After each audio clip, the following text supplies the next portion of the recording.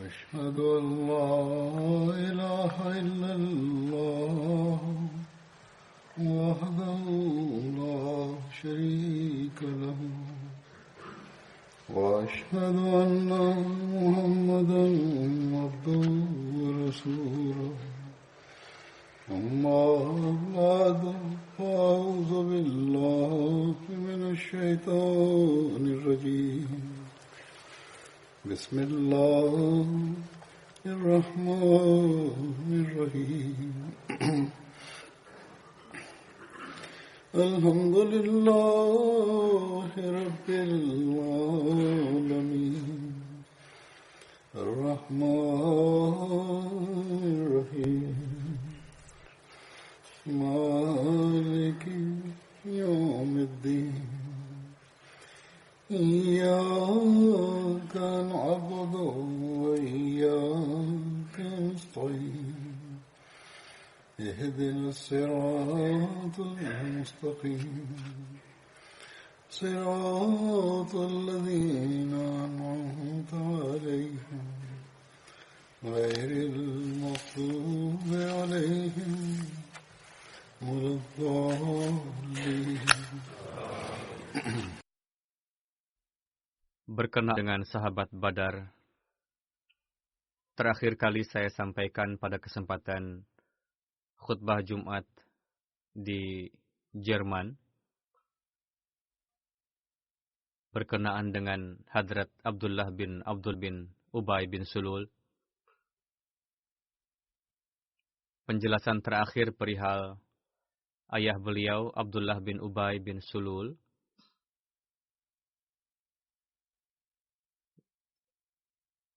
ini ketika berangkat menuju perang Uhud.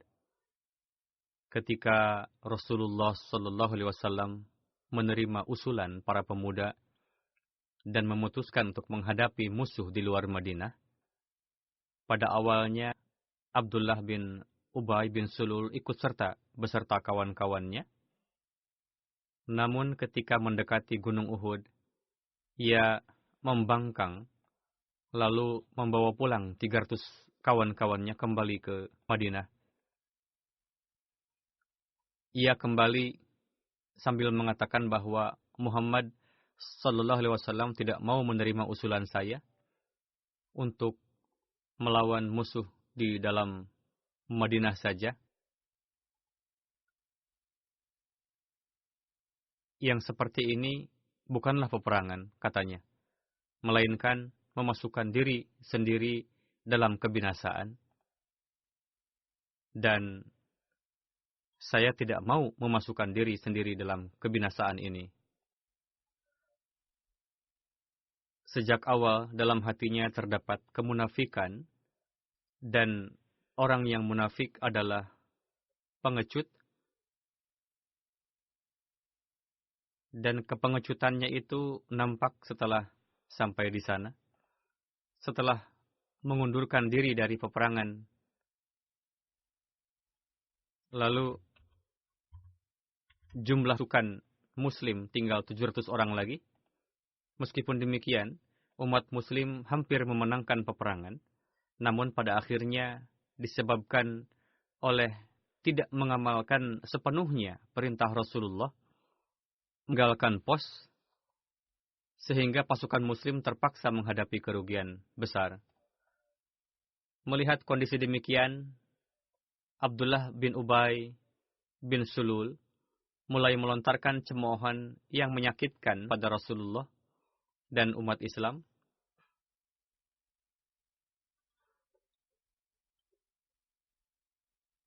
Saya akan sampaikan selengkapnya. Di dalamnya juga nampak kepada kita bagaimana kecintaan Hadrat Abdullah bin Ubay bin Sulul kepada Islam dan Rasulullah.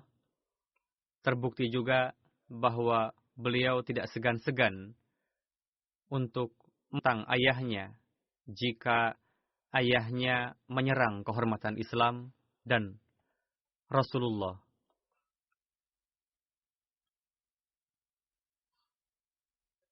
Berkenaan dengan ini, Hadrat Mirza Bashir Ahmad menulis dalam buku Sirat Khatamun Nabiyyin sebagai berikut.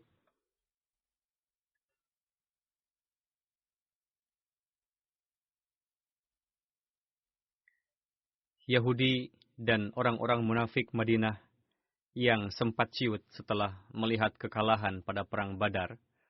Pasca perang Uhud, mereka mulai berani lagi. Bahkan Abdullah bin Ubay bin Sulul mulai melontarkan cemoohan secara terang-terangan. Namun, Rasulullah tidak mengambil tindakan tegas atas mereka. Melihat perlakuan lembut seperti itu, alih merasa malu, justru mereka malah semakin menjadi-jadi dalam kelancangannya itu.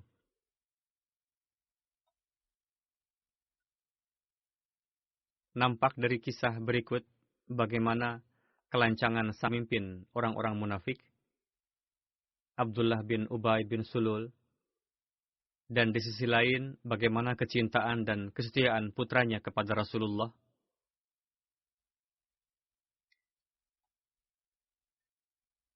Pada 5 Hijri, sekembalinya dari perang Bani Mustalik,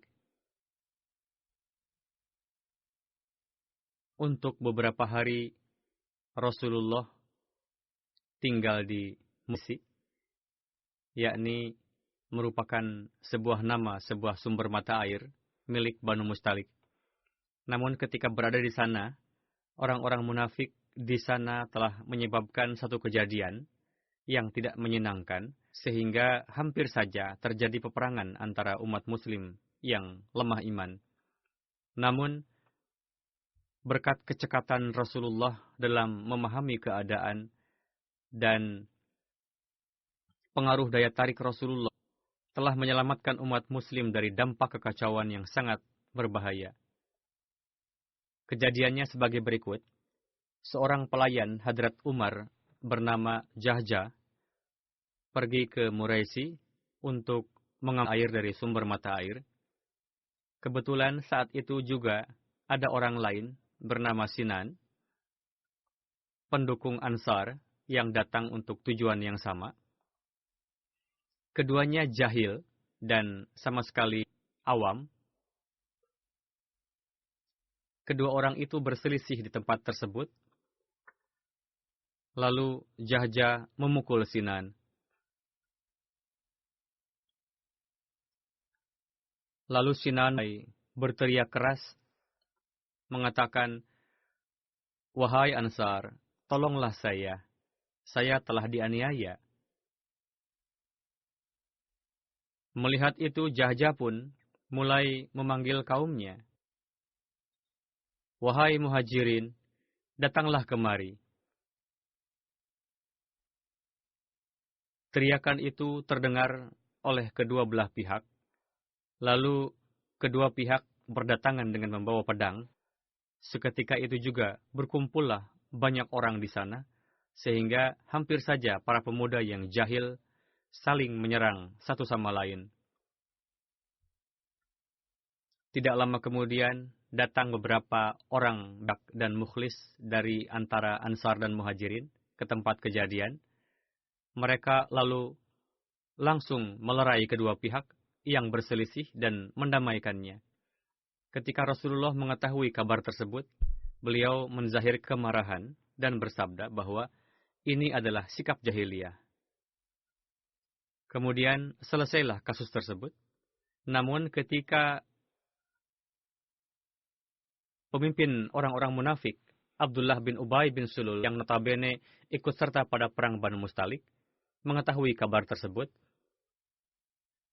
ia ingin memunculkan lagi kekisruhan itu dengan memprovokasi kawan-kawannya supaya menentang Rasulullah Sallallahu Alaihi Wasallam dan mengatakan bahwa ini semua adalah kesalahan kalian karena kalian telah memberikan perlindungan sehingga mereka semakin lancang. Untuk itu, kalian seharusnya menarik dukungan dan bantuan kalian kepada mereka maka dengan sendirinya umat muslim akan bercerai-berai meninggalkan Madinah. Pada akhirnya, orang yang jahat itu mengatakan, "Lain raja'na ilal madinati, la yukhrijannal a'azzu minal azal."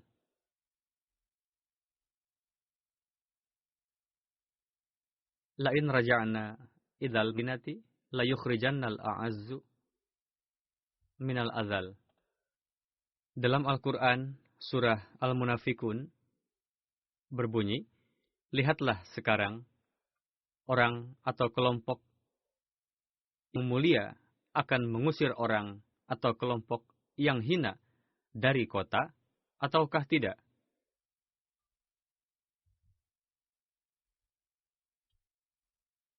Pada saat itu ada seorang anak laki-laki Muslim bernama Zaid bin Arqam tengah duduk di sana. Setelah mendengar ucapan Abdullah bin Ubay berkenaan dengan Rasulullah, anak itu kesal, lalu mengabarkannya kepada Rasulullah melalui pamannya.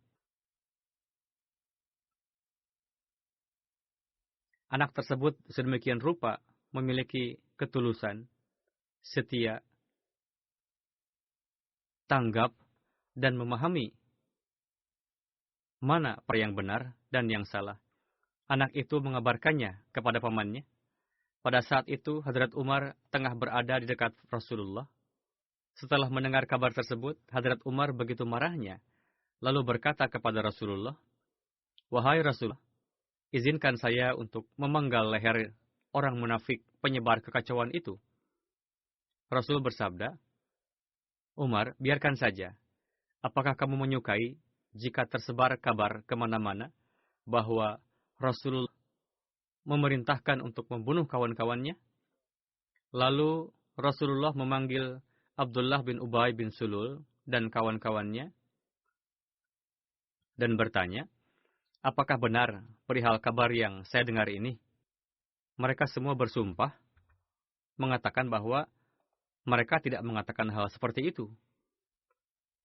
Beberapa Ansar menyampaikan pendapatnya bahwa mungkin saja Zaid telah keliru. Pada saat itu, Rasulullah menerima penjelasan yang disampaikan oleh Abdullah bin Ubay bin Sulul dan kawan-kawannya, dan menolak laporan dari Zaid, yang karenanya Zaid sangat sedih. Namun di kemudian hari, wahyu Al-Quran telah membenarkan perkataan Zaid dan mendustakan keterangan orang-orang munafik.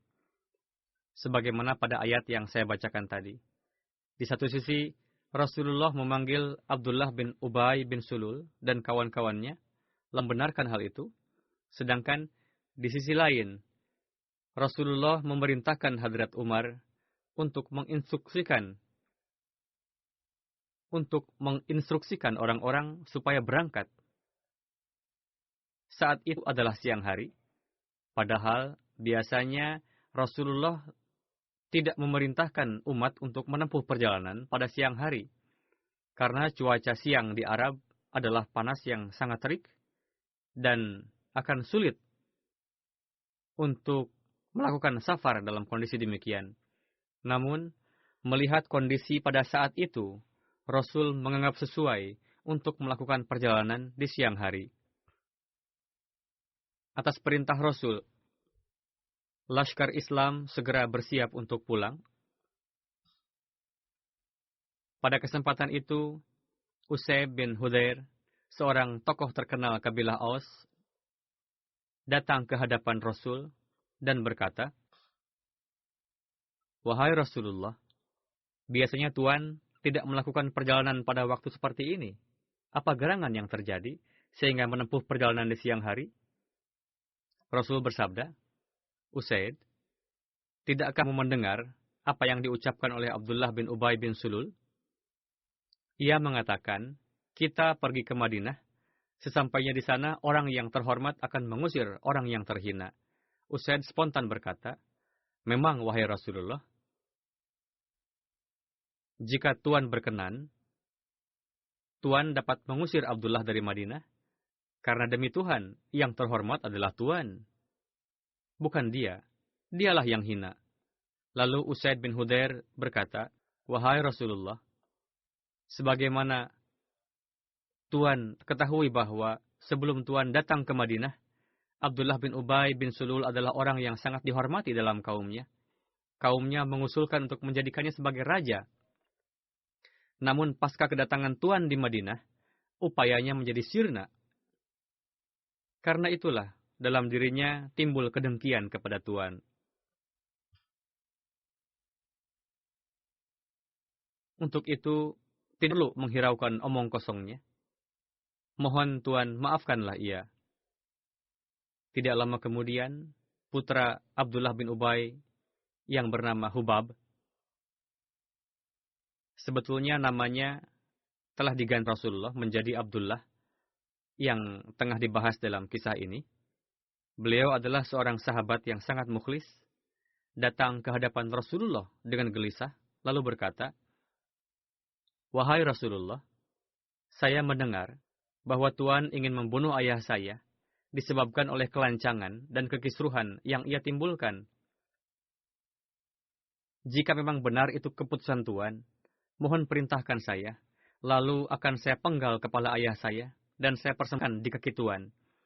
Namun mohon Tuan jangan memerintahkan orang lain untuk mengeksekusi ayah saya, karena saya khawatir jangan sampai ada aliran darah jahiliyah yang mengalir pada saraf saya, sehingga saya dapat menimpakan kerugian kepada pembunuh ayah saya nanti." Tadinya ingin mendapatkan keridhaan Allah Ta'ala, malah masuk ke jahanam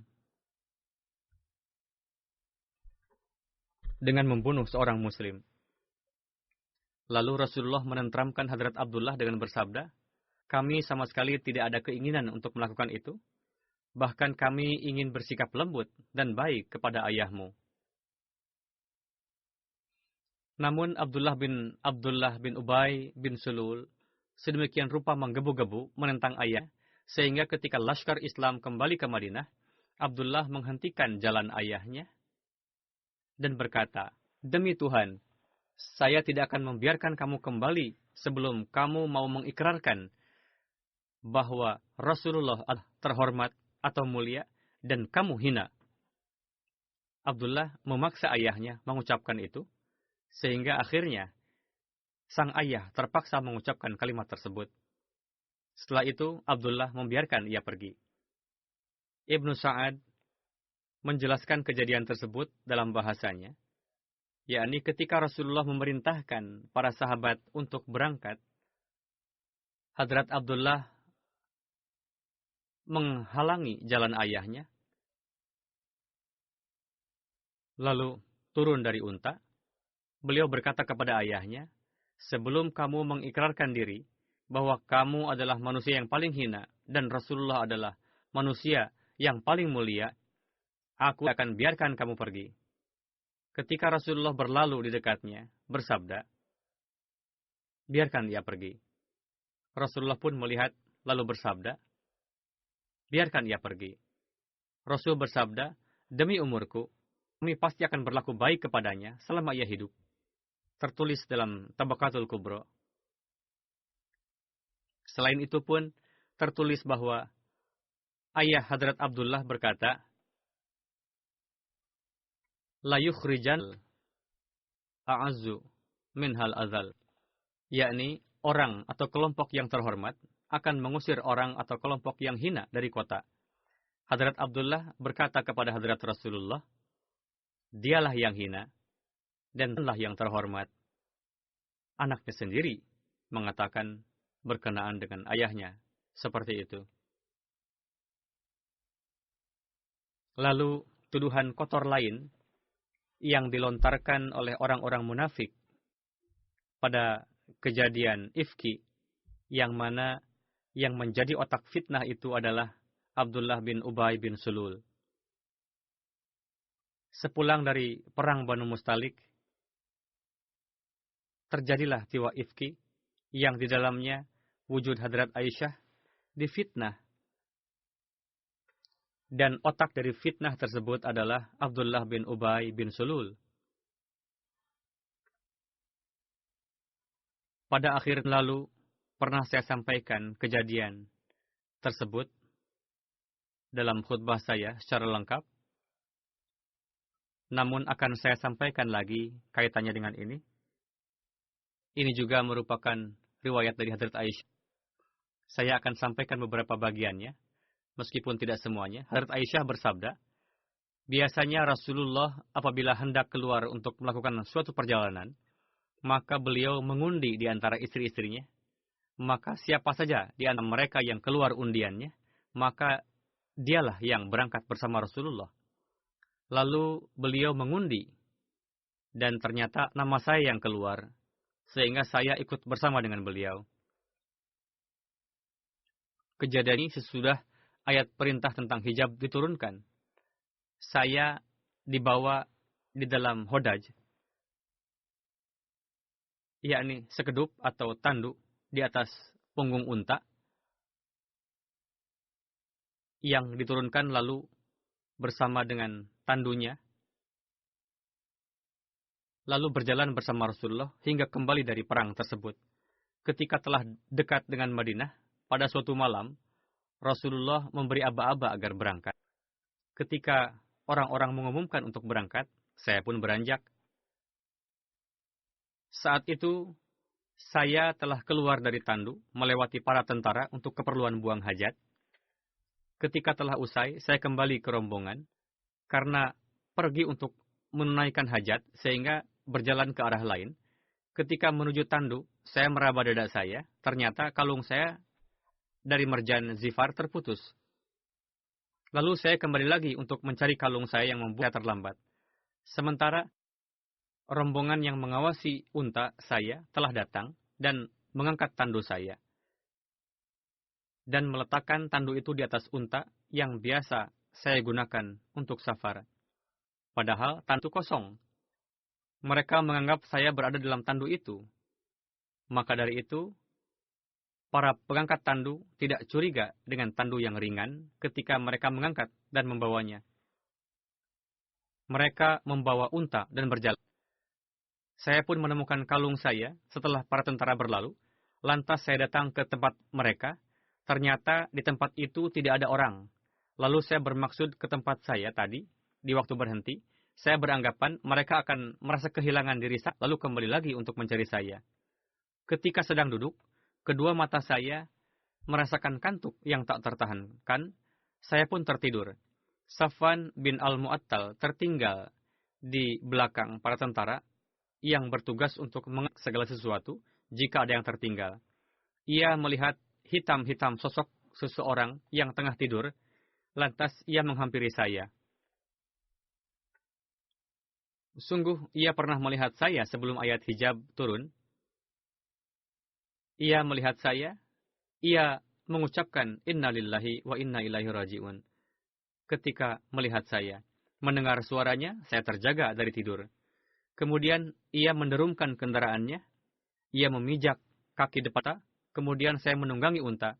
Selanjutnya, ia menuntun kendaraan yang saya berada di atasnya, sehingga kami dapat menyusul para tentara setelah mereka berhenti sejenak di tengah hari.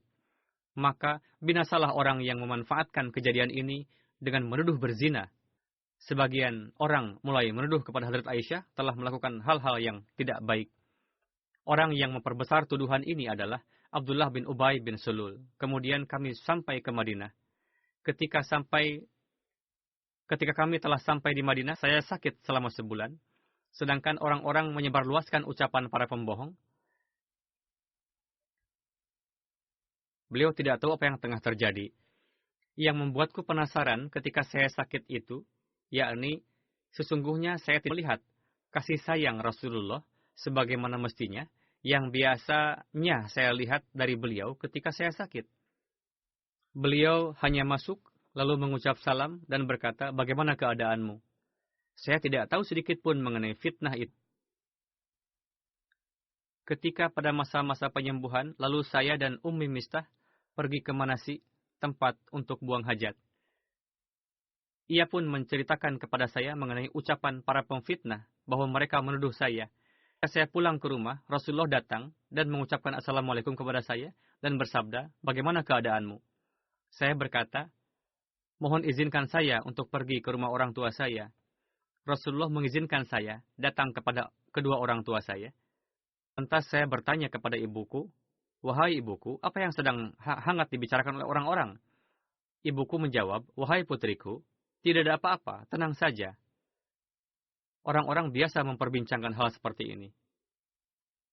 Lantas saya berkata, "Maha suci Allah, berarti orang-orang telah memperbincangkan hal ini." Lalu saya menangis pada malam tersebut sampai pagi. Air mata saya tiada henti, dan saya pun tidak tidur sama sekali.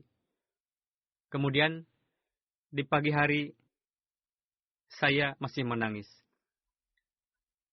Beliau, Sallallahu Alaihi Wasallam, meminta pendapat kepada beberapa sahabat. Kemudian,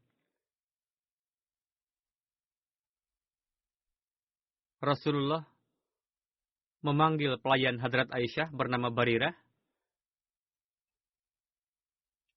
Rasul bertanya, "Wahai Barirah, apakah kamu melihat sesuatu yang mencurigakan dalam Aisyah?" Barirah menjawab,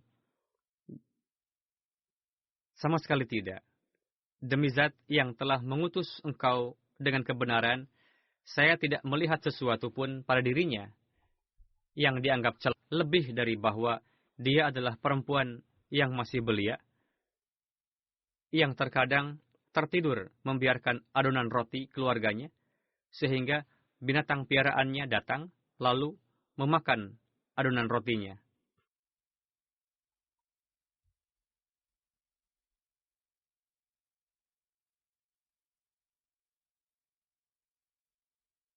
Mendengar hal ini, lantas Rasulullah berdiri di atas mimbar, seraya mengatakan perihal Abdullah bin Ubay bin Sulul, karena ia yang telah menyebarkan fitnah ini. "Wahai kaum muslimin, siapakah yang sudi menangani untuk saya dari tuduhan seorang laki-laki yang telah menyakiti keluarga saya mengenai istriku? Demi Allah, saya tidak mengetahui tentang keluarga saya kecuali kebaikan. Dan mereka juga menuduh seorang laki-laki, yakni Safwan, yang sepanjang pengetahuan saya adalah orang baik-baik. Ia, Safwan, tidaklah datang menemui keluarga saya kecuali bersama saya." Alhasil, singkatnya adalah, Hadrat Aisyah menuturkan, suatu hari, Hadrat Rasulullah menanyakan langsung kepada saya. Lalu saya jawab, "Demi Tuhan, saya sudah mengetahui bahwa Anda semua telah mendengar apa yang tengah diperbincangkan oleh orang-orang. Maka dari itu, jika saya katakan kepada Anda bahwa saya bersih dari tuduhan tersebut, dan saya tidak melakukan apa-apa yang dituduhkan, serta Allah Maha mengetahui bahwa saya bersih dari tuduhan tersebut, mungkin Anda tidak mempercayai kebenaran saya. Sebab berita itu telah demikian tersebar luas, dan orang-orang telah banyak yang membicarakannya, bahwa saya telah berbuat tidak benar. Demi Allah, saya tidak menjumpai pada diri saya dan diri Anda suatu perumpamaan, selain sebagaimana yang dikatakan oleh Hadrat Yakub kepada saudara-saudara Hadrat Yusuf, fasabrun jamilun wallahul musta'anu ala ma tasifun. Maka hanya sabar itulah yang terbaik bagi saya. Dan kepada Allah saja saya memohon pertolongannya terhadap apa yang kamu ceritakan. Surah Yusuf. Saya pun membaca ayat itu. Kemudian saya berpaling ke suatu arah lain, dan saya berbaring di tempat tidur saya. Saya berharap Allah akan membebaskan saya. Beliau bahwa beliau tidak berdosa, dan Allah akan membebaskan beliau. Hadrat Aisyah melanjutkan, "Demi Allah, Rasulullah belum sempat beranjak dari tempat duduknya, dan belum ada seorang pun dari anggota keluarga saya yang keluar. Ada Abu Bakar, ada ibunda Hadrat Aisyah saat itu. Begitupun dari antara ahli bait semua di sana. Lalu Allah Ta'ala menurunkan wahyu kepada Rasulullah. Rasulullah merasa berat ketika menerima wahyu, sampai-sampai beliau bercucuran keringat bagaikan mutiara. Padahal hari itu sangat dingin. Hal ini lantaran beratnya wahyu turunkan kepada beliau. Kontan kesusahan telah lenyap dari hati Rasulullah. Beliau tersenyum bahagia, kalimat yang kali pertama beliau katakan ialah, Aisyah, bersyukurlah karena Allah Ta'ala telah membebaskan engkau. Lalu ibu saya berkata, bangun dan pergilah kepada Rasulullah. Saya berkata, demi Allah, saya tidak akan bangun dan pergi kepada Nabi SAW. Saya tidak akan memuji kecuali hanya kepada Allah. Dialah yang telah menurunkan wahyu ini. Innal ladzina ja'u bil ifki usbatum minkum. Innal ladzina ja'u bil ifki usbatum minkum. Orang-orang yang melontarkan fitnah adalah sekelompok dari antara kalian. Hadrat Rasulullah mengumumkan bahwa Allah Ta'ala telah menurunkan ayat dalam Al-Quran, dan Hadrat Aisyah menuturkan bahwa, tetapi demi Allah, saya tidak pernah menyangka akan Allah turunkan suatu wahyu untuk membebaskan saya. Dan selesailah hal tersebut.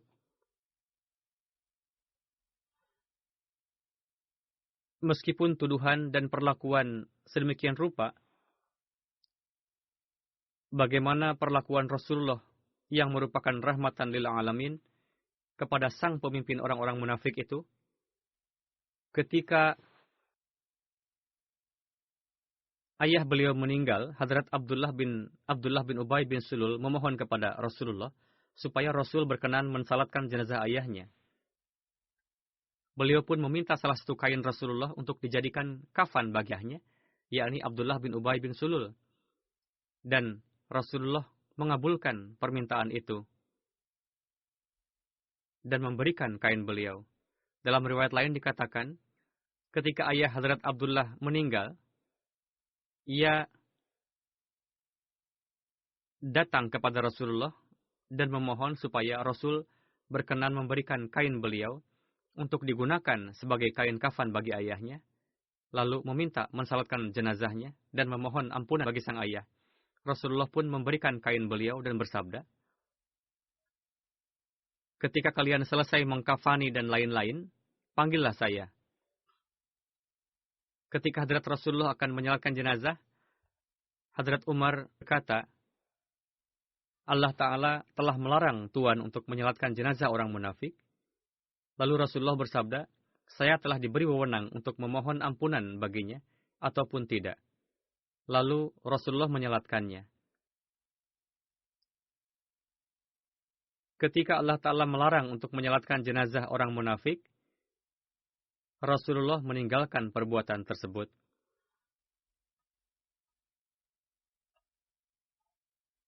Diriwayatkan juga bahwa ketika jenazahnya sudah dimasukkan ke kubur, Rasul datang dan memerintahkan untuk dikeluarkan lagi. Lalu Rasul meletakkan kepala jenazah di atas kaki beliau dan memasukkan air liur beliau ke mulut jenazah, lalu mendoakannya. Itu Rasul membuka pakaian kurtah beliau, lalu memberikannya. Terdapat riwayat lainnya lagi, Hadrat Jabir bin Abdullah meriwayatkan, pasca terjadinya perang Badar, dibawalah para tawanan dari pihak kaum kufar, yang diantaranya adalah Abbas, yang mana saat itu ia mengenakan pakaian. Rasul mencarikan pakaian untuk Abbas. Para sahabat mendapati pakaian Abdullah bin Ubay bin Sulul cocok untuknya. Lalu Rasulullah memakaikan pakaian itu untuk Abbas. Karena itulah Rasulullah memberikan kain beliau untuk Abdullah bin Ubay bin Sulul pada saat kematiannya untuk dipakan. Ibu Yainah mengatakan, sebelumnya ia, yakni Abdullah bin Ubay bin Sulul, pernah berbuat baik kepada Rasulullah. Untuk itu Rasul pun ingin berbuat baik kepadanya. Namun riwayat tersebut tidaklah otentik. Meskipun berasal dari kitab Bukhari, namun nampaknya tidak sih. Hadrat Rasulullah merupakan wujud rahmatan lil alamin, disebabkan hanya oleh perlakuan itu saja dari Abdullah bin Ubay bin Sulul. Terlebih, sebagian berpendapat bahwa saat itu ia belum muslim pada perang Badar. Jika anggap saja ia memberikan pakaiannya, pada saat itu tak terhingga kebaikan yang pernah Rasul berikan padanya. Menurut hemat saya, tidak mungkin hanya atas dasar itu saja perlakuan baik yang Rasul lakukan.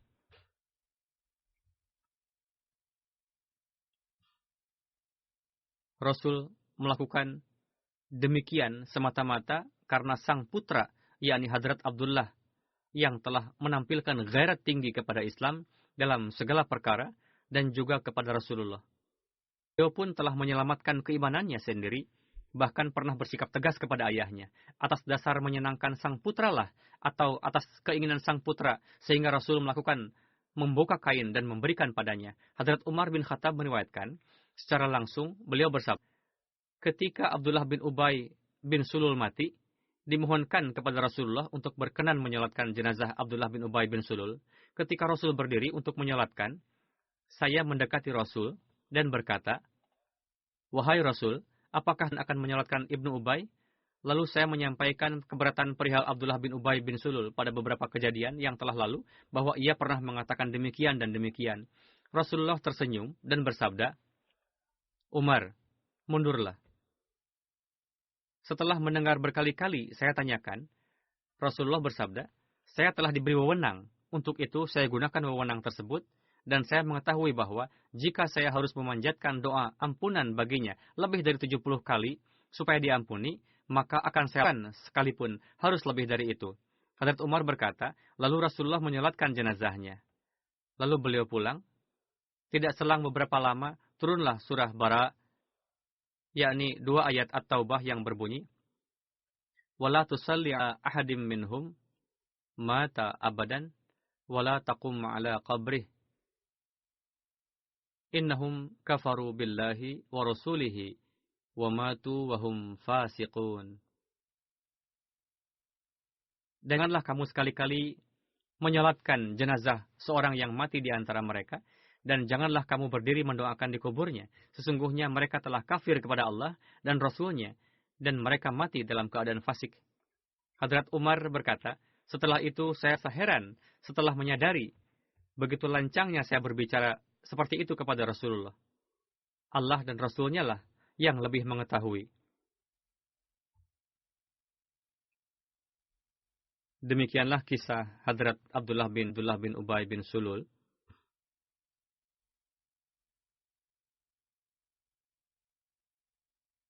Pada kesempatan ini saya akan menyampaikan riwayat beberapa orang yang wafat, dan setelah salat Jumat nanti saya akan memimpin salat jenazah mereka.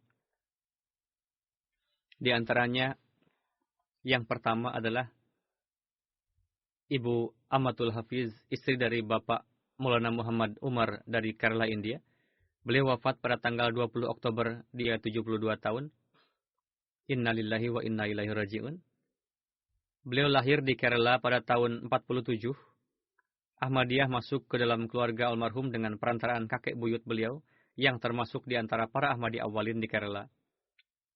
Beliau mendapatkan taufik untuk menjadi sekretaris mal di Chennai dan sadar lajnah di Kerala untuk waktu yang lama.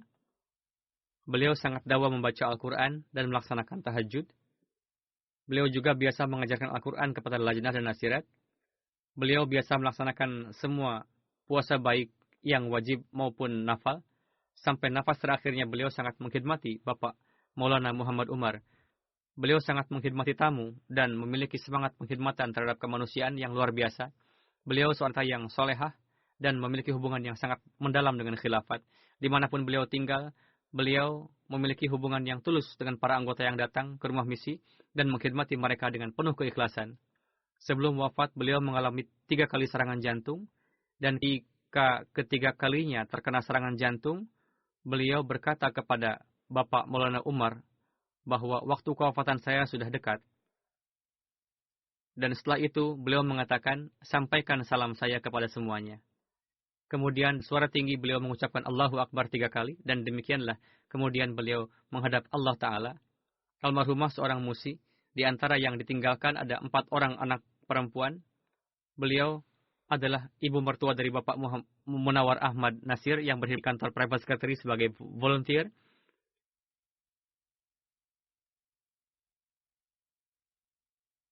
Maulana Muhammad Umar menulis,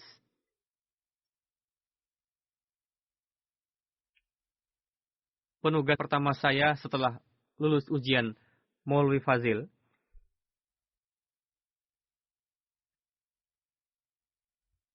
pada tahun 61 adalah mengajar di Madrasatul Ahmadiyah.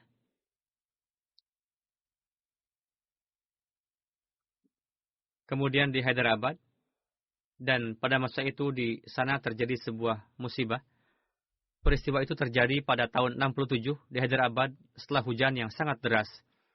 Jubel yang lantai pertamanya digunakan untuk tempat salat dan kantor, lantai keduanya dipergunakan untuk lajnah, dan lantai ketiganya digunakan untuk rumah misi. Sebagian besar dari gedung tersebut hancur disebabkan hujan tadi. Saya waktu itu sedang tidak ada di sana. Ketika sampai di rumah misi pada siang hari, saya merasa heran melihat seluruh bangunan telah ambruk.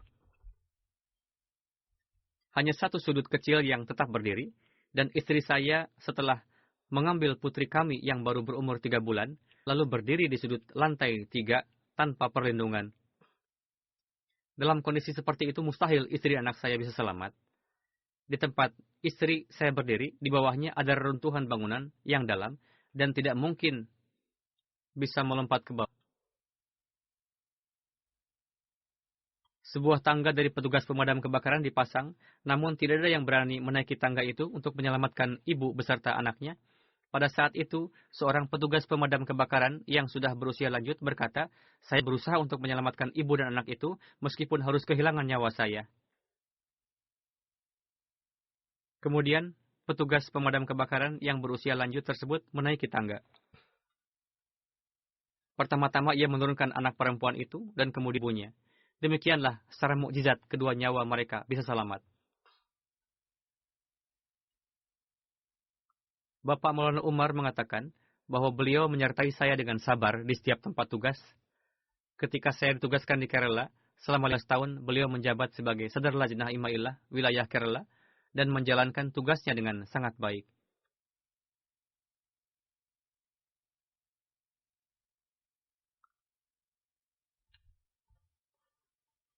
Dari 2007 hingga 2014 kami tinggal di Kadian ketika menjadi Nazir Islahul Irsyad. Di masa itu setiap hari beliau pergi ke Baitul Doa dan berdoa dengan sangat lama. Pada tahun 2015 beliau mendapatkan karunia untuk umrah.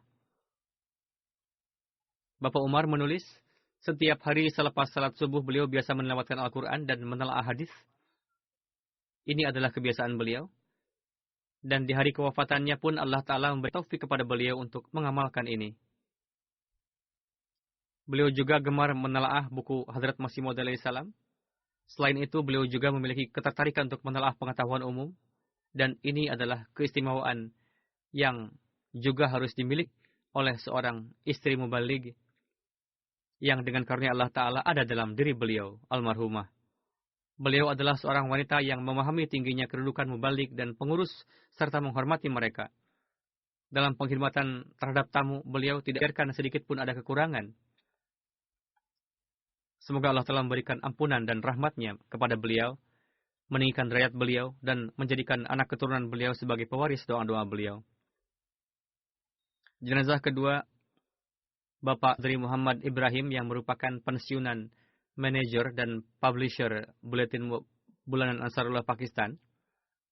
Beliau wafat pada 16 Oktober di usia 83 tahun. Innalillahi wa inna ilaihi raji'un. Pada tahun 57, beliau ditetapkan sebagai sekretaris Ansarullah Pakistan. Pada tahun 60, ketika diluncurkan Buletin Bulanan Ansarullah, beliau ditetapkan sebagai manajer dan publishernya. Dan hingga 2004, beliau menjalankan tugas ini dengan sangat baik.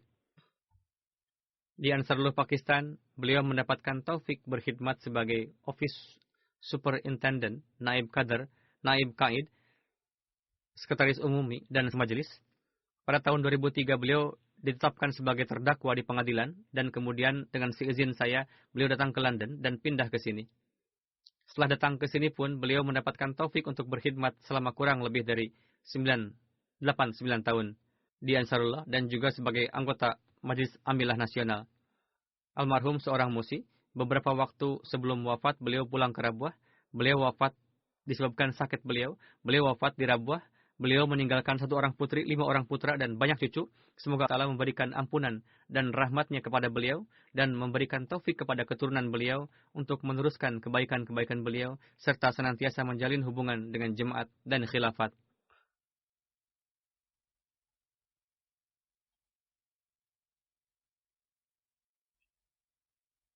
ketika beliau menjabat sebagai manajer di Ansarullah, beliau menghadapi sekitar 26 persidangan, dan beliau pun pernah dipenjara sampai 1 bulan. Jenazah ketiga Bapak Raja Mas'ud Ahmad, yang merupakan putra dari almarhum Bapak Raja Muhammad Nawaz dari Pin Dadan Khan. Setelah sakit untuk waktu yang cukup lama, pada 19 Oktober beliau wafat di usia 69. Innalillahi wa inna ilaihi raji'un. Dalam keluarga beliau, Ahmadiyah masuk melalui ayah beliau.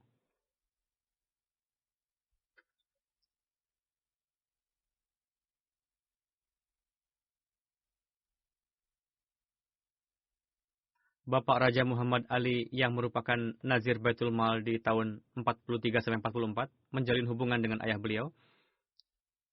Kemudian ayah beliau dibawa ke Jalsah Qadian, dan di sana beliau baiat.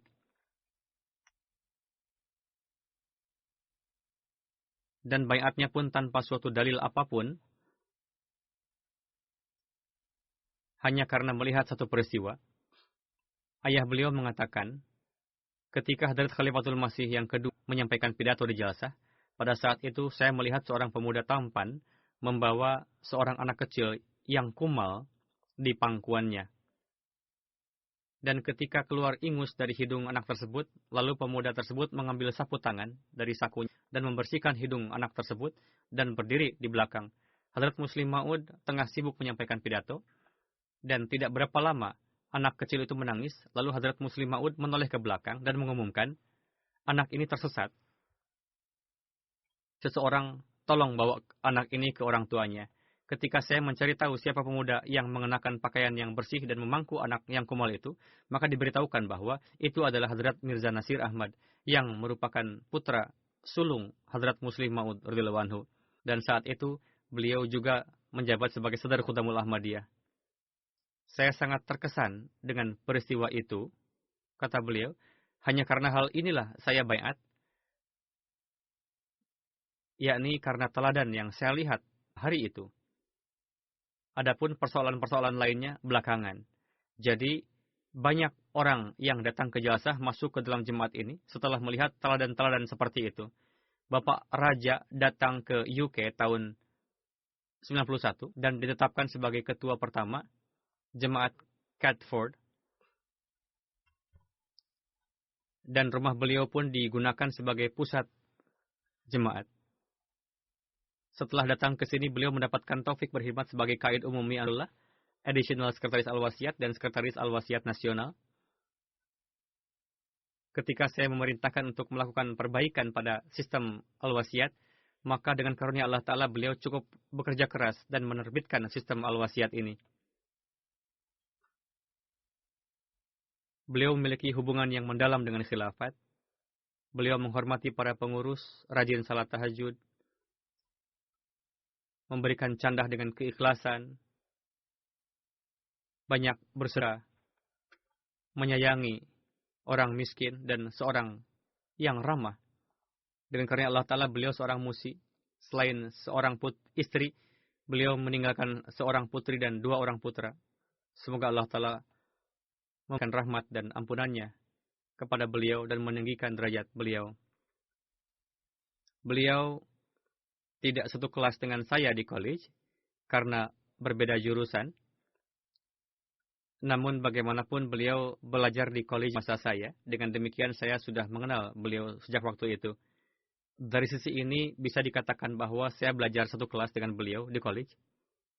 Ada satu kelas bahasa Urdu yang digabung dan kami duduk belajar bersama. Pada saat itu pun melihat banyak keistimewaan pada diri beliau. Beliau seorang yang mandiri. Beliau tidak pernah melakukan kenakalan apapun, sebagaimana kenakalan yang biasanya terdapat pada anak laki-laki. Beliau tidak pernah mengganggu siapapun. Semoga Allah Ta'ala meninggikan derajat beliau. Bapak Bakshadik, Wakil Talim Rabuah, menulis mengenai beliau. Beliau seorang yang pemberani dan bersemangat. Masjid di kota Jhelum sudah sangat tua. Atap-atapnya sudah rusak. Lantai-lantai ruangannya sudah rusak. Dan ada yang dalam kondisi buruk. Ada yang baik. Setelah tahun 84, masjid tersebut kondisinya sudah tidak layak pakai. Setelah adanya undang-undang masjid-masjid jemaat tidak bisa lagi dibangun dan tidak juga bisa diperbaiki. Namun Bapak Raja dengan sangat berani mengambil tanggung jawab pembangunan masjid tersebut dan dengan penuh kebijaksanaan atas saran dari Pak Amir, beliau merampungkan pekerjaan tersebut dan sesuai dengan gambar, beliau membuat pondasi dari bangunan tanpa mengganggu dinding yang menghadap ke jalan. Kemudian memasang atapnya dengan penuh hikmah. Demikian pula beliau sendiri melakukan pengorbanan harta yang besar dan juga pengorbanan waktu. Memberikan himbauan juga kepada orang-orang dan demikianlah masjid tersebut beliau rubah menjadi benar-benar baru. Sekarang dengan karunia Allah Ta'ala, masjid itu telah selesai dengan 2 lantai. Jenazah yang keempat, Ibu Salihah Anwar Abu Sahibah yang merupakan istri dari almarhum Bapak Anwar Ali Abu dari Sindh. Beliau juga wafat pada 1 Oktober. Innalillahi wa inna ilaihi raji'un. Beliau seorang wanita yang sangat pemberani, penuh semangat, rajin ibadah dan memenuhi hak-hak Allah dan hak-hak hamba. Sejak kecil beliau disiplin dalam salat dan puasa, serta candah dan lain-lain. Beliau memiliki ikatan yang hakiki dengan khilafat. Ketika ayah beliau mengambil pensiun dari Iran dan tinggal di Nawabshah, di masa itu beliau membayar candah dari uang saku yang beliau terima. Suatu kali seorang pengurus pusat lajnah datang ke sana dan dalam sebuah pertemuan menyampaikan kepada para lajnah di sana bahwa di antara para lajnah di kota Nawabshah yang paling banyak jumlah candahnya adalah anak perempuan ini. Dan ini adalah kisah sebelum beliau menikah. Putri beliau Tahirah Mukmin mengatakan, setelah menikah, semakin karunia Allah Ta'ala yang beliau dapatkan, dan semakin Allah Ta'ala memberikan hati yang lapang kepada beliau. Beliau mencintai orang-orang miskin dan juga rendah hati, selalu siap menyambut setiap gerakan candah. Beliau pejaji yang menuliskan jumlah perjanjian terbesar. Beliau menjadi distrik Larkana untuk waktu yang lama. Ketika melakukan kunjungan-kunjungan, beliau memberikan himbauan mengenai candah. Itu sangat berkesan karena beliau sendiri memberikan contoh yang baik. Beliau seseorang yang sangat pemberani dan bersemangat. Beliau tinggal dan menikah di lingkungan Sin yang belum modern pada waktu itu dengan menjauhi tradisi-tradisi dan bid'ah-bid'ah. Dan betul-betul menjalani hidup dalam tradisi keluarga Sin dan bersosialisasi dengan baik. Menjalin hubungan baik dengan setiap orang dan beliau juga menjalankan kewajiban sebagai menantu yang baik terhadap mertua beliau.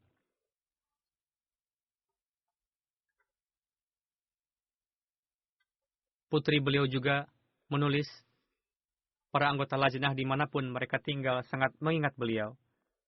Ketika kapan kami merasa gelisah, beliau selalu menasihatkan kami untuk salat dan berdoa. Lalu beliau sendiri pun berdoa untuk kami. Beliau memiliki hubungan yang baik dengan semua orang dan pandai bersosialisasi. Beliau selalu memperluas jangkauan sosial beliau. Semoga Allah Ta'ala menciptakan di dalam diri putri-putri beliau keikhlasan dan kesetiaan, juga memberikan ampunan dan rahmatnya kepada beliau. Dan semoga anak beliau senantiasa menjalin hubungan dengan khilafat dan jemaat dan memberikan pengorbanan-pengorbanan sebagaimana yang beliau lakukan. Semoga Allah Ta'ala mengabulkan doa-doa beliau bagi kedua putra dan kedua putri beliau. Sebagaimana yang telah saya katakan, setelah salat Jumat saya akan memimpin salat jenazah gaib untuk semuanya.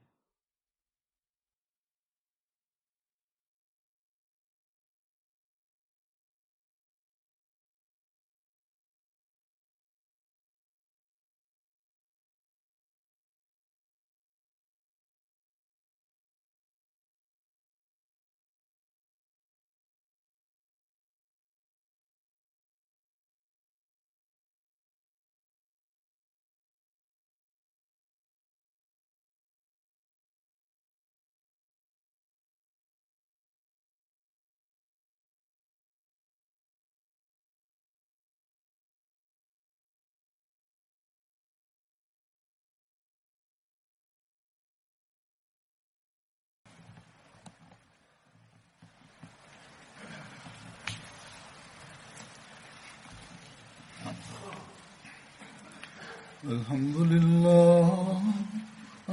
لله نحمده ونستعينه ونستغفره ونؤمن به ونتوكل عليه ونعوذ بالله من شرور أنفسنا ومن سيئات أعمالنا من يهده الله فلا مضل له ومن يضلل فلا هادي له ونشهد أن لا إله إلا الله ونشهد أن محمدا عبده ورسوله عباد الله رحمكم الله إن الله يأمر بالعدل والإحسان وإيتاء ذي القربى